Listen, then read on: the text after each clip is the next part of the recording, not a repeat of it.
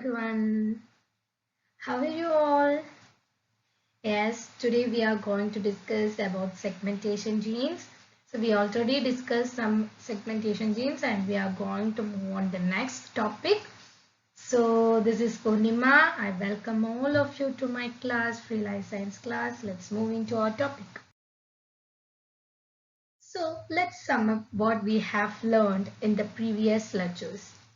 In the first lecture video, we have seen about maternal effect. So what is maternal effect? Maternal effect means the mother's genotype determines the phenotype of the offspring, and we have seen a beautiful example for that also.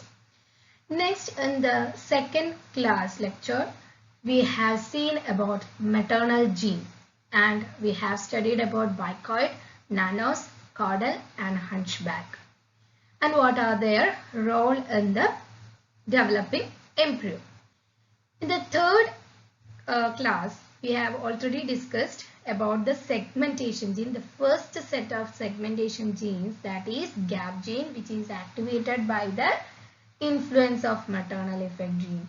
And there are 5 different GAP genes like NURBS, Gruppal, Jain, Taylor's and Hunchback, which determine the segmentations which will turn into correct segments in the late developmental stages. In this video, we are going to discuss about pair rule genes. Okay, so let's move into what are pair rule genes. Pair rule genes are certain genes that are involved in the development of segmented embryos in insects. So they are expressed as a result of differing concentration of GAP genes. These GAP genes encode certain transcription factors which control the pair rule genes. And the first indication of this segmentation in the flies or in the embryo of insects comes when the pair rule gene are expressed. Okay, only after the expression of pair rule genes, the studies indicate that there are certain genes which are responsible for the segmentation, and during the division of cells will happen. During the division 13, the pair rule gene begin to express, and the indication for segmentation, that is a pattern or a stripe, is begin to form in the embryo. Okay, after the activation of pair rule genes, a periodic patterns will begin to form. Okay, so the transcription pattern of these genes divide the embryo into regions that are precursors of the segmental body plans. Okay, so these regions are the precursors of segmented body plans. And look at this picture. In this picture, you can see the patterns are not same. Some is lighter in color, some is darker, again some is lighter, some is darker. Likewise, the all stripes are different. So we can say like this, there are different types of pair rule genes. If one pair rule gene is expressing here, that will not express in the next stripe. And the other will again express in this vertical stripe but not in this. So that this will result in a zebra stripe pattern along the anterior posterior axis. Okay, this will result in a zebra stripe pattern in the anterior posterior axis and divides this embryo into 15 divisions. Okay, or 15 subunits. Divide the embryo into 15 subunits. Remember this point, 15 subunits. Okay. Basically, there are 8 genes that are currently known to be capable of dividing the early embryo in this fashion. And the 8 genes that are coming under the pair rule genes are hairy, even-skipped, runt, Fuchsia-Tarasu, odd-skipped, paired, sloppy-paired and odd-paired. These are the 8 genes that are involved in the pattern formation. And the primary pair rule genes, that are the first set of pair rule genes, and we call them primary pair rule genes, and they are hairy, even-skipped and runt.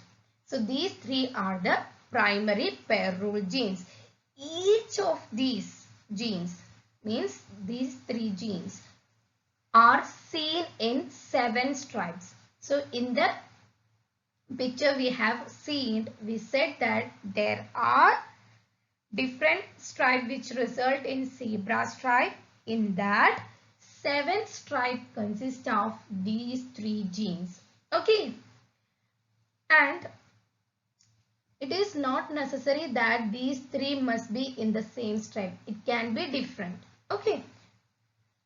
And all of these 3 genes build the striped patterns from scratch using distinct enhancers and regulatory mechanism for each stripe. So there are some regulatory mechanisms which are necessary to form patterns of stripes in the embryo. And there are certain enhancers too which will help in pattern formation. So these 3 genes will build their own patterns from the scratch. Okay. And the scientists that described first about pair rule genes are Christiane Nelson-Vollard and Eric Viscus in 1980 described about the primary pair rule gene. Okay.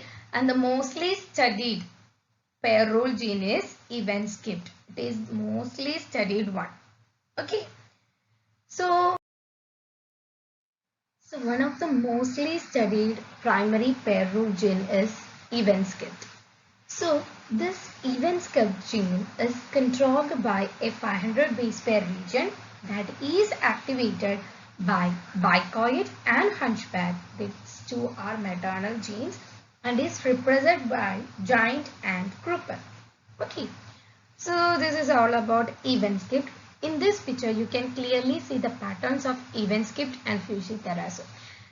Why these genes have the name pair rule genes? Because each of the gene will express with one another gene. Hence, they are known as pair rule genes. Okay.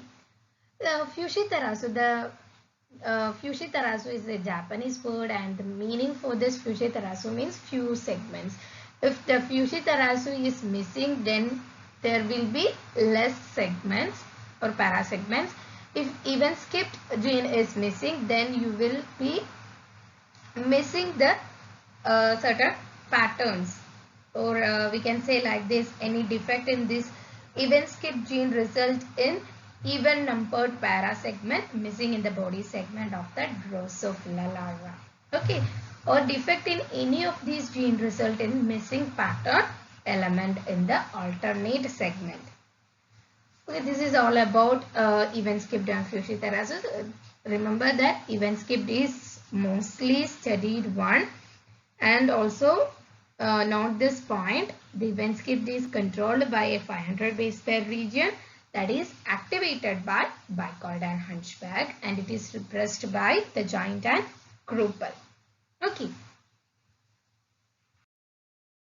Okay, here you can see that there are distribution of different types of genes. Only for your information this is taken. So here you can see that pattern formation is different for different genes. It is not same, it is different.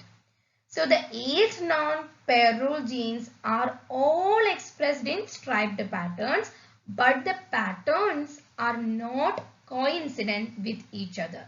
Rather, each row of nuclei within a parasegment has its own array of pair rule product that distinguish it from any other row. These products activate the next level of segmentation genes, the segment polarity genes. So, in the next class, we are going to discuss about segment polarity genes.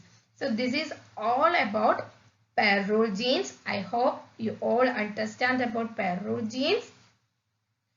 Okay, if you liked my video, please give me a thumbs up and don't forget to subscribe my channel if you are new to my channel, and also click on the bell icon so that you will get notification when I upload new videos.